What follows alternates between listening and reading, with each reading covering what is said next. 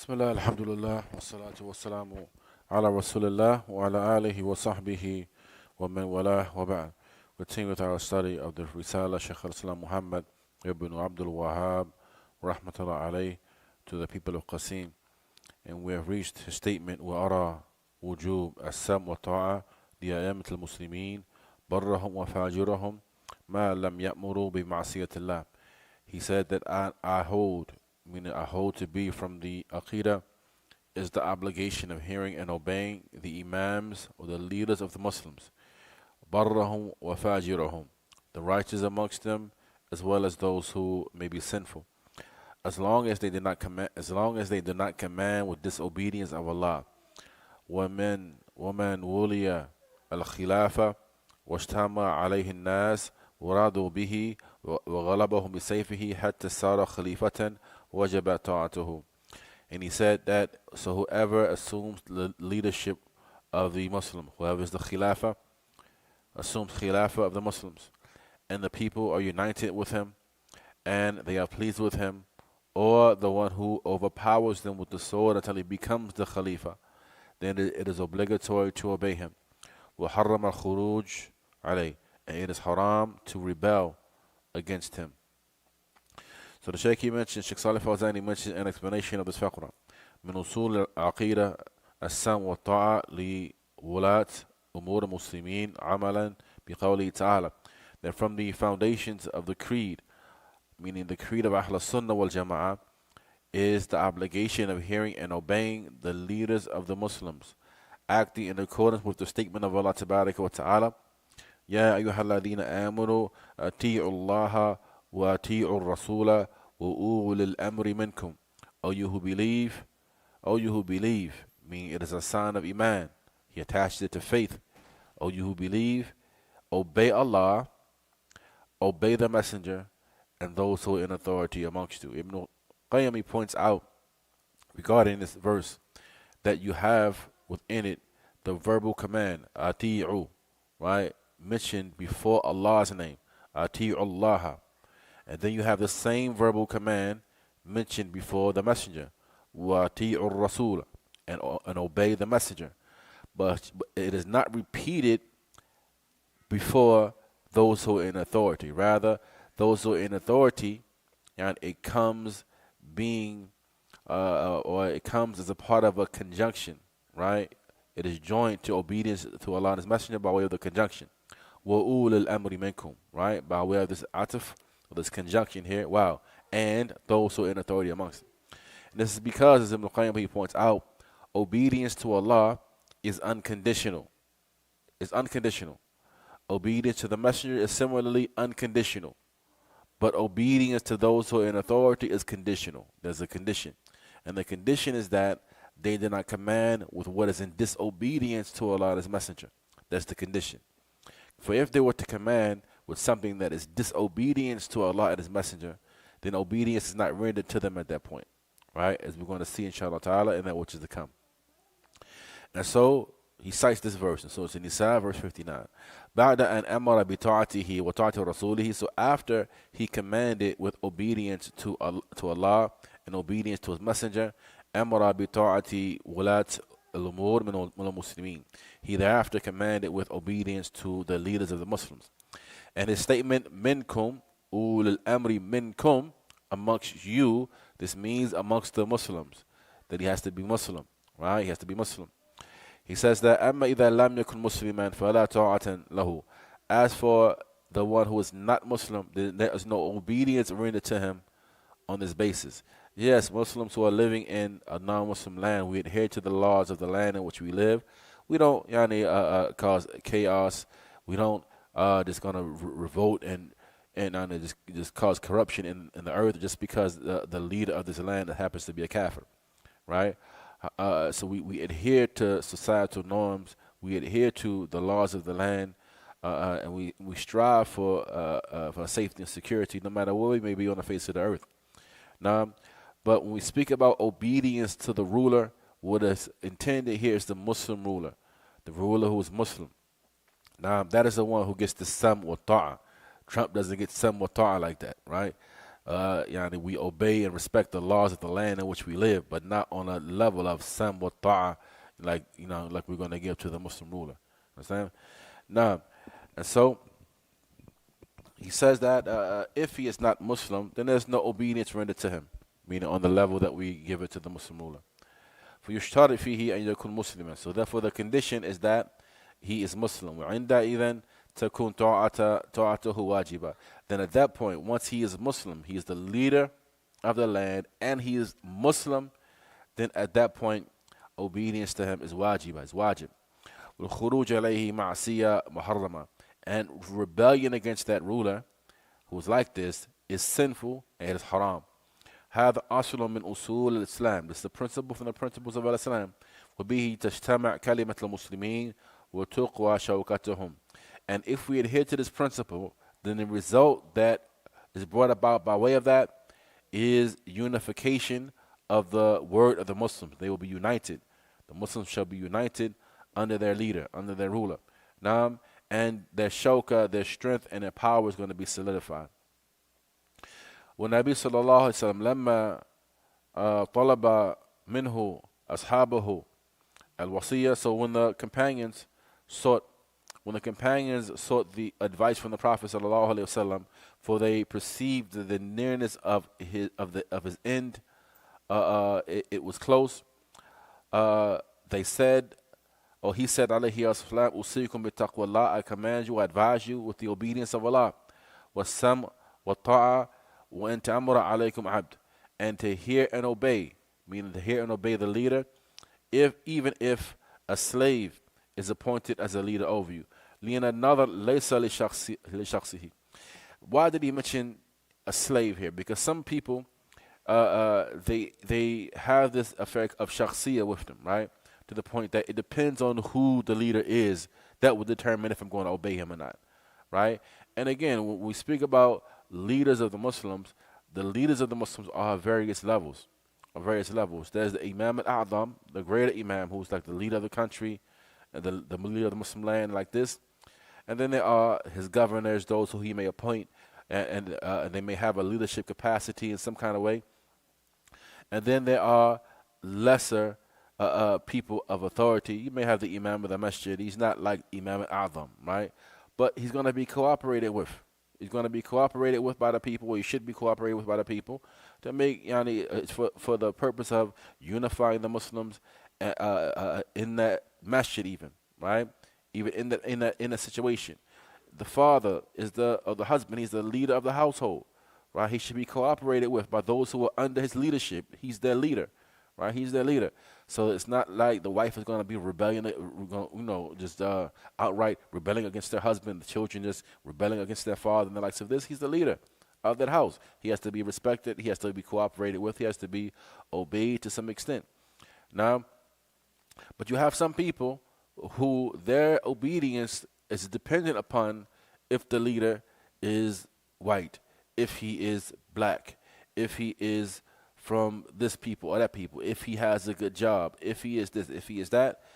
Well, this narration, why did the Prophet mention that even if it's a slave, to show that it's not about his personality.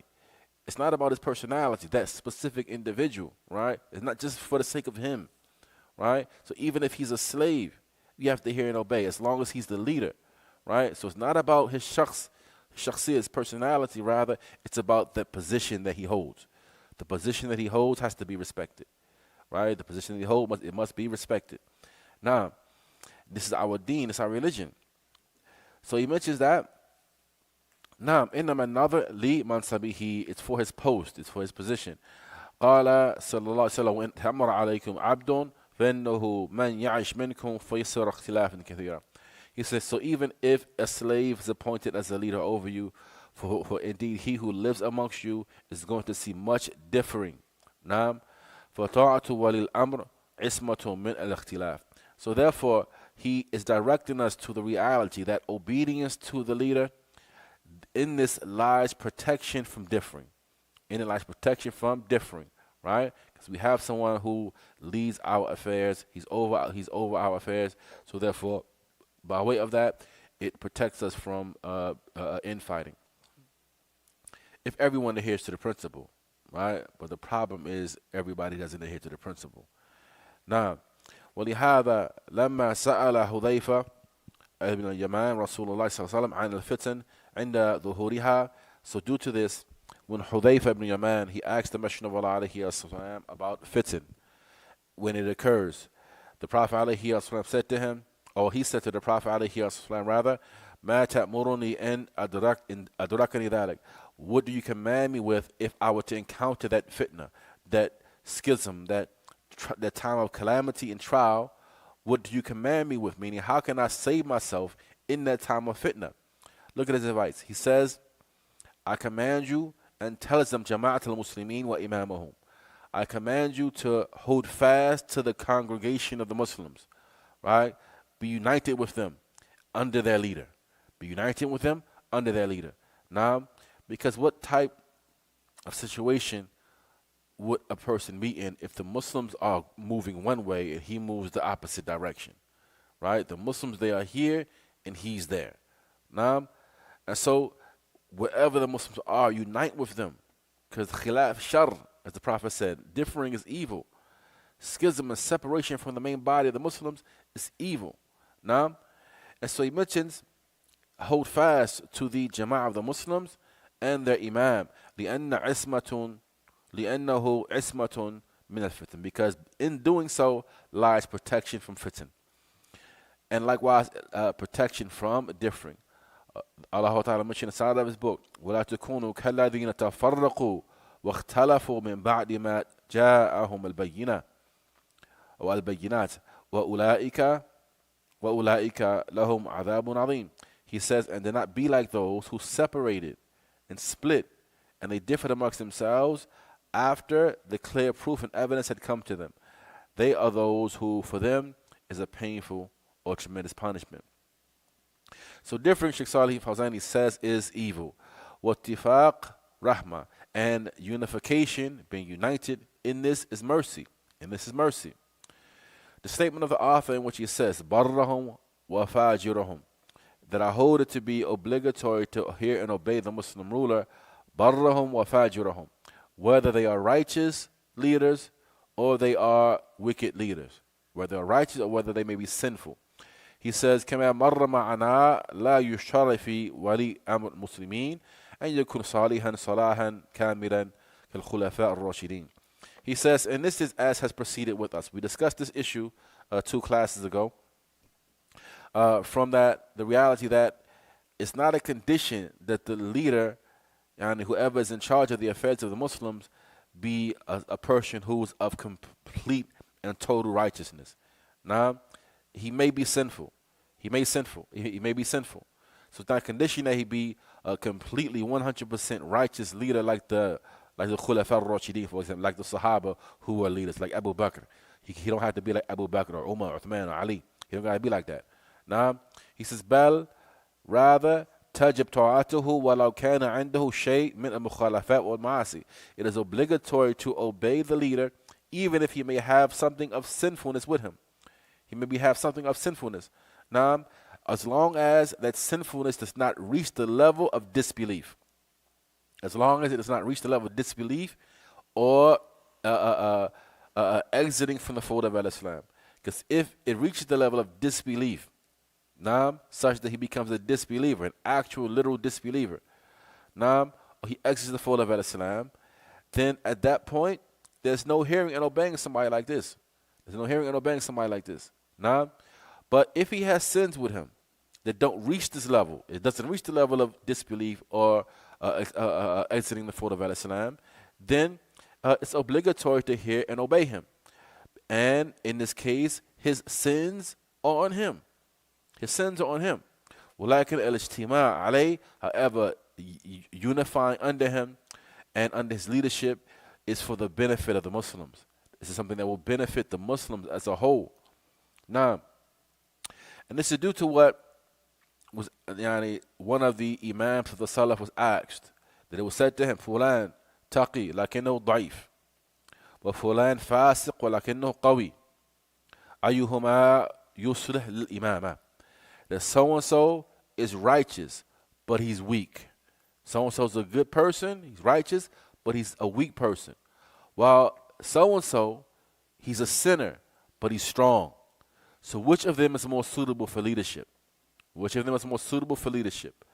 He said, al-fasiq al-qawi. He said the strong sinner.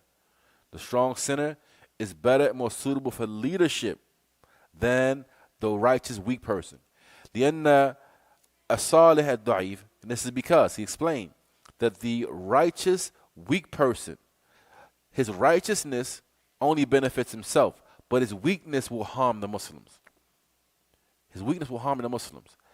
As for that sinner who is strong, his sins are only on him, but his strength is going to benefit the Muslims. His strength is going to benefit the Muslims. Now, and so when the author mentions barrahum wa fajirahum, the righteous amongst them and the wicked amongst them, هذا خلاف الخوارج. This is in opposition to the Khawarij and the Mu'tazila. Now, they are those who rebel against the leaders if they see from them something of sinfulness, right? If they see from them something of sinfulness, then they hold it permissible to rebel and revolt against the Muslim leader. Now, he says that, lakin, he says, he says, قَوْلُهُ مَا لَمْ يَأْمُرُوا بِمَعْصِيَةِ اللَّهِ. He said, as long as they don't command with what is disobedience of Allah, meaning we must hear and obey the leaders as long as they are not commanding us with something that is disobedience of Allah Tabaraka wa Ta'ala. For if they were to command us with something that entails disobedience of Allah Tabaraka wa Ta'ala, then we have the narration, لَا طَاعَةَ لِمَخْلُوقٍ فِي مَعْصِيَةِ الْخَالِقِ.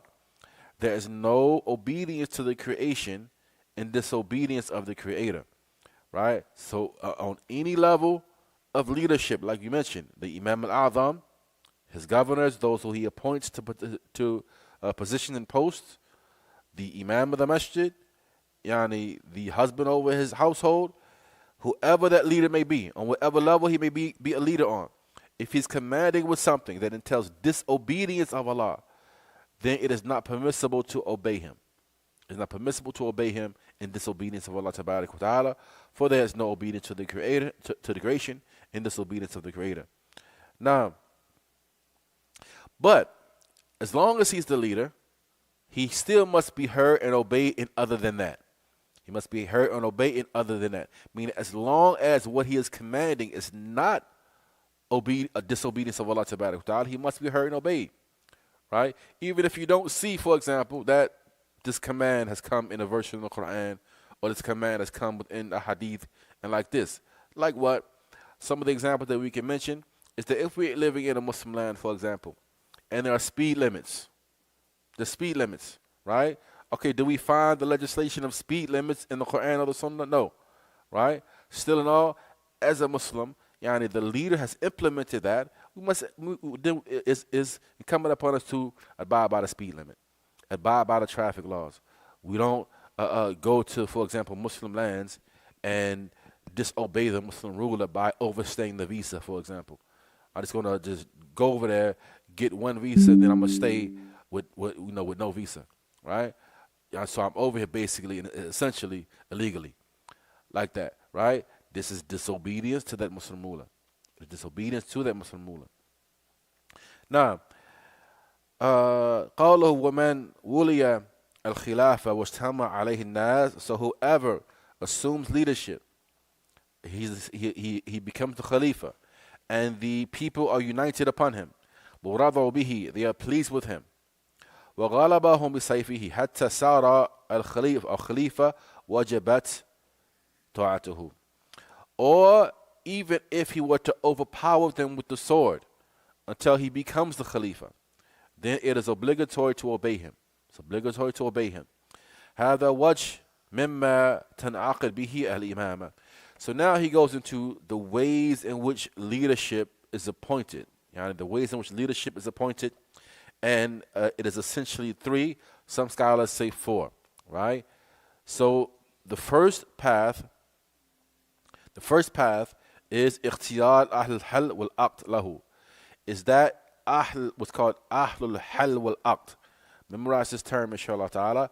أهل الحل والعقد. What this means is the people of influence, in the community or in the society, in the country, yani, it doesn't have to be every single body. We're not a democracy.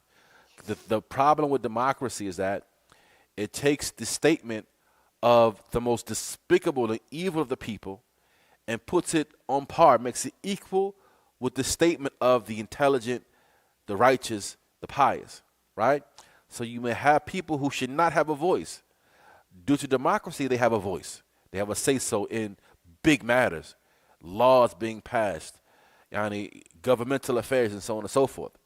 Now you may have somebody who's a despicable child molester or something like that, or homosexual, or an alcoholic, a drunk, a drug addict. As long as he doesn't have a criminal record, he can go and vote, and he can make decisions about big matters. It's the problem with democracy. Now, some people should not have a voice. They should not have a say-so in big affairs like that. Al-Hal wal-Aqd, what it is that the influential people within the community, those who have the knowledge, the ulama, people who are righteous, people who are upright, they have sound judgment, they're the ones to make decisions like this, right? They are called Al-Hal wal-Aqd. This would happen and occur with Abu Bakr as-Siddiq, the senior Sahaba for the Muhajirun and the Ansar. They gathered together and they pushed Abu Bakr forward. And then everyone else amongst the Muslims had to fall in line. Everyone else got to fall in line. Now, this is how it's done. So, he says, so the first method or path is the choice of Ahlul Hal wal Aqd, of this person.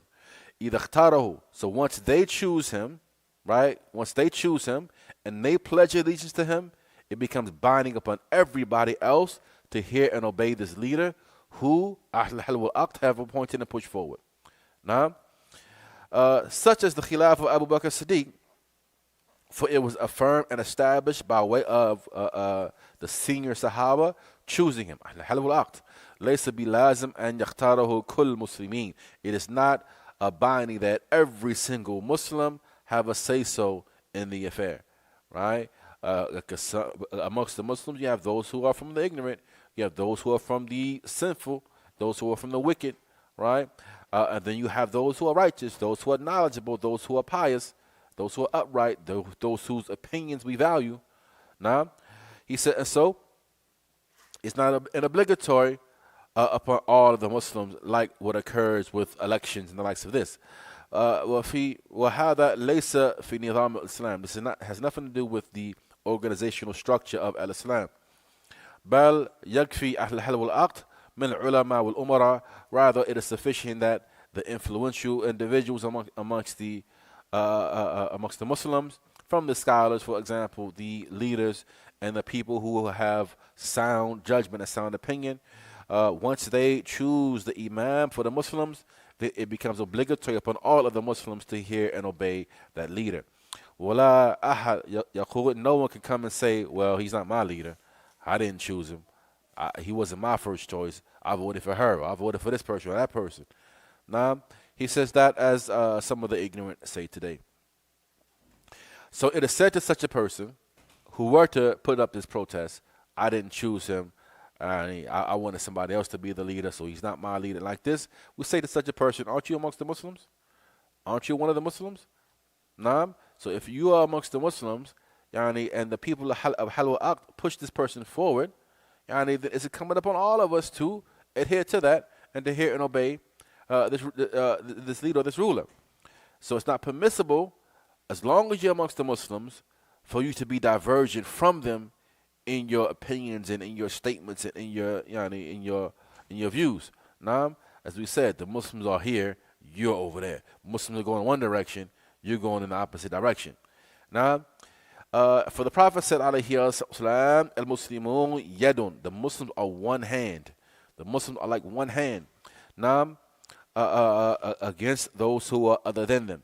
He says, and so the statement of the lowest one amongst them, it makes binding whatever he agreed to upon all of the Muslims, right?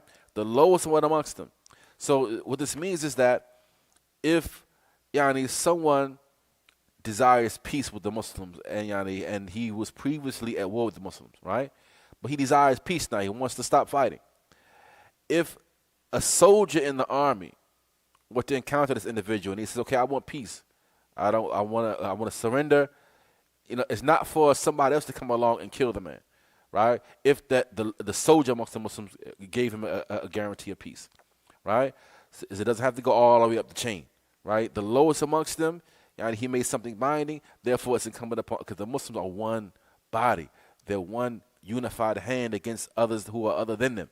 Now, and so if this is the case regarding the lowest one amongst them, that he, his statement makes a fair binding upon everybody else, how much more so the influential, the ulama, if they make a judgment, the leaders, those people of sound intellect, the people of righteousness and uprightness, they come together, all this big think tank where they come together like this amongst the Muslims, and they make a decision like this, how much more so their statement, their decision, their judgment. Now, and so he mentions that, and so like this, كيف بأهل الوقت نعم فالصحابة أطاعوا لأبي بكر مع أن الذين بايعوه هم قادة المهاجرين والأنصار. So the Sahaba, they rallied around the leadership of Abu Bakr, and they heard and obeyed him in spite of the fact that it was Ahl al-Aqd. It was a group amongst the senior companions, who from the Muhajirun and the Ansar, who had gathered in the Saqifa of Bani Sa'ida. They gathered together in a particular hall of Banu Sa'ida, and they came to the decision amongst themselves that Abu Bakr is the most righteous amongst us. It's a no-brainer. So it's hands down, no-brainer. Now, Abu Bakr as-Siddiq, the position of the Muslims regarding him is that he is the best. He's the best human being after the prophets and messengers. After the prophets and messengers, right? Now, because in the hierarchy of humanity, Ibn Taymiyyah mentions this in his book Al-Furqan Bayn Awliya al-Rahman wa Awliya al-Shaytan. He breaks down the hierarchy of humanity, like who's the most superior of human beings. The most superior of human beings, first and foremost, are the prophets. The prophets, right? Then the prophets, of course, they differ in level and degree amongst themselves even, right? Amongst the prophets, there are some of them who are better than others, right? Amongst the prophets, the best prophets are the prophets that are also messengers. And then the best messengers are the five, Ulul Azm, right? Prophet Muhammad, then Ibrahim, then Musa, then Isa, then Nuh, right? But after the generality of prophets, then the best of human beings are the Siddiqun, right? And the best of them is Abu Bakr. Best of them is Abu Bakr. He's the best of the Siddiqun, just as he is a Siddiq under the best of prophets. Then after them come the awliya, right? This is like this order: prophets, Siddiqun, then awliya. So after the prophets and messengers, the best human being, hands down, is Abu Bakr Siddiq. So it's a no-brainer. When Ahl wa Aqd, they come together, they look at what we have left after the Messenger of Allah alayhi salam, it's Abu Bakr. It's a no-brainer. And so they rallied around him, they supported him, they heard and they obeyed. And that became binding upon the rest of the Muslims. The rest of the Muslims had to adhere to that. So the first way that leadership is appointed, right? Second way that leadership is appointed is that that the current leader, as he is departing, then he appoints his successor. Like what occurred with Abu Bakr when he was dying, he appointed Umar as the next Khalifa after him. He appointed Umar specifically as the Khalifa to come after him. When they asked him, what will you say in front of Allah about Umar and his leadership? Because, first they asked Abu Bakr, when he consulted and sought advice from some of the senior Sahaba, they said, well, Umar, he's very, very hard. He's very, very hard. He's very rough, right? And so they feared Umar's roughness upon the people. Abu Bakr said, Umar's roughness was due to my softness. right? But every time I became hard, Umar became soft, right? Every time I got rough, I got stern, Umar, he softened up, right? And so they would balance each other out like this, right? So they said, well, what will you say in front of Allah? Abu Bakr, he said that, I will say that I appointed the best of your creation over your creation, right? Because after Abu Bakr, Umar's the best of the creation. He's the best of the people, hands down, right? He was what was called by the Messenger of Allah a muhdath, or muhdath. And what this is someone upon whose tongues the angels speak, right? Someone upon whose tongues the angels will speak. Prophet Muhammad said, there's no prophet to come after me. But if there was, it would have been Umar. It would have been Umar. That's what he said about Umar, right? Now, and so Abu Bakr appointed him to be the leader. This is the second way the leadership is determined in our religion. And once Abu Bakr appointed him, the people gathered around him, supported him, pledged allegiance to him, and they heard and obeyed Umar. Now, the other way is that which the author mentioned here. And that is that a person takes the leadership by force. He was to take it by force until he overpowers the people, until he becomes the Khalifa. Right? And so the Shaykh mentions that. So you may have, for example, a man has courageousness and bravery and strength. He overpowers the people by way of the sword. And thus they submit themselves to him. They submit to him. And then once he becomes the leader like this, it becomes incumbent upon everyone to hear and to obey him. And an example of this type of leadership was Abdul-Malik ibn Marwan. Abdul-Malik ibn Marwan. And how he became the Khalifa. For it was a time wherein there was no leader for the Muslims. They had no leader. And so he rose up. And he was someone who was respected, someone who was feared to some degree. And he assumed the leadership, and nobody contended with him. He overpowered them like this, and nobody contended with him. Rather, they pledged allegiance to him. They heard and they obeyed him. فَصَارَ إِمَامًا لَهُمْ. So therefore he became their leader. These are the three ways which he mentions here. Ibn Kathir, he mentions a fourth way, right? And that is by way of,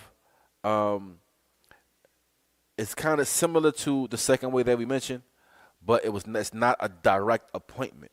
It's by way of what's called allusion. Like the leader alludes to who should be the leader after him, right?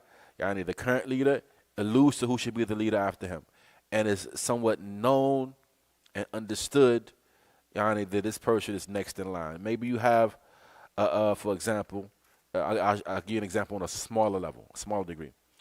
You may have the Imam of the Masjid, right?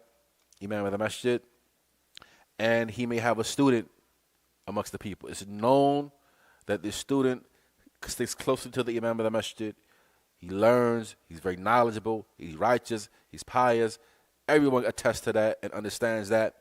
Now, whenever he would leave, travel somewhere, he's the one that leads the prayer.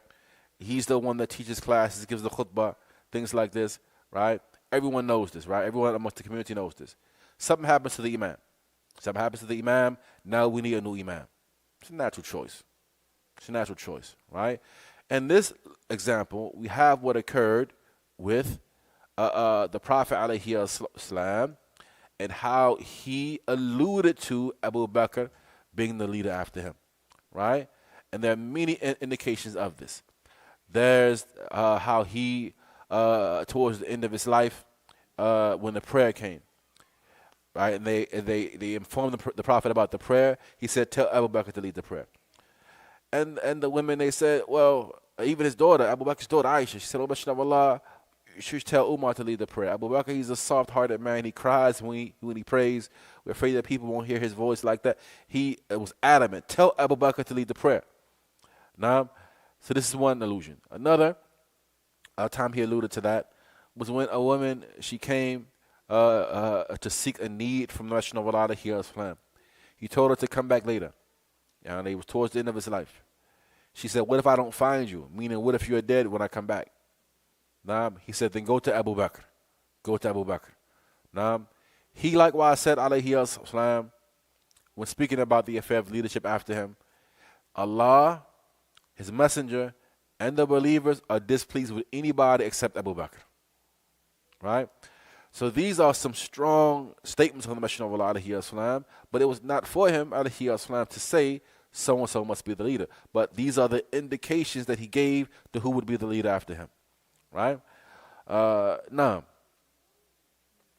then there's the affair of what occurred with Hassan ibn Ali, or with Hassan ibn Ali, and how Hassan ibn Ali, he actually became the Khalifa after his father, and he remained in the leadership role for a period of approximately 6 months before he stepped down. He stepped down and he handed it to Muawiyah ibn Abi Sufyan. Now, and much more can be said about this issue of appointment of leadership and like this, but these are what the Shaykh mentioned here are the main ways that are recognized in how the Imam al-A'zam, the greater Imam, is chosen and selected amongst the people. Now, أما من يأتي والمسلمون لهم إمام. As for the one who comes, right? So now we mentioned the example from the third example that the Shaykh mentioned of seizing the leadership by force and like this. This is when there is no leader. There's no leader, right? But the Shaykh mentions now that as for if the Muslims have a leader, if they have a leader who they're united under, and the individual comes and wants to fight against that leader and rebel against him. I don't like him. I don't like him. I want to come and depose him. I think that I should be the leader like this. And he wants to remove the leader so that he can become the leader in his place, or he can install his friend or his the one that he likes. هذا يجب على المسلمين قتله. The Shaykh said that this particular individual is obligatory upon the Muslims to execute him. They must execute him, right? And this is based upon the statement of the Prophet alayhi wasallam. من أتاكم وأمركم جميع على رجل واحد.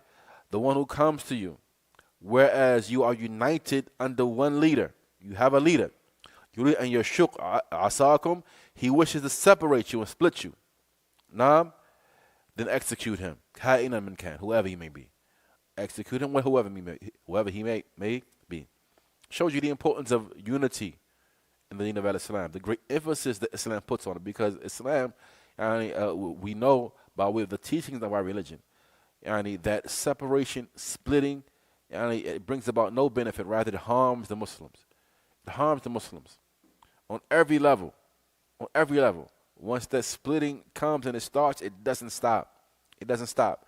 If we accept from the people, for example, okay, we got a leader, we don't like him, so we're going to remove him and install somebody else, right? Then when is it going to stop? Okay, so this leader that's in now that you installed, somebody else doesn't like him. Okay, somebody else doesn't like him. Okay, so now we're going to create another uprising, right? Then we're going to remove him and install somebody else. And the next group comes and now they don't like him. And it goes on and on and on and on. It doesn't stop. It doesn't stop. Once splitting and division starts, it doesn't stop. Nah? And so he says, فَنَحْنُ مَعَ وَلِي الْأَمْرِ. So we are with our leader. We are with the leader. إِذَا قَامَ عَلَيْهِ أَحَدْ فَنَحْنُ مَعَهُ. So if someone were to stand against him, then we are with our leader. We are with our leader. Now, in repelling this kharij, this individual who revolts and rebels against the unified body of the Muslims. Now, so we're going to fight him and put down his evil away from the Muslims. لِأَلَّا يُفَكِّكْ الْكَلِمَةِ. In order that the word of the Muslims is not divided and split or separated. وَذَلِكَ لِلْمَصْلَحَةِ الْعَامَّةِ. This is for the overall general benefit. So this is the creed and the aqidah of Shaykh al-Islam Muhammad ibn Abdul-Wahhab in this issue of hearing and obeying the Muslim rulers. Now, in this lies a refutation against those who describe him with revolt and rebellion. They say, okay, he rebelled and revolted against the Turks and this one and that one. And in this lies a clarification of what he was on, his reality in this issue, what he believed in relation to hearing and obeying the Muslim rulers. Now, we stop there, inshallah ta'ala. We pick up tomorrow evening from the next point. Allah knows best. هذا وصلى الله وسلم وبارك على نبينا محمد وعلى آله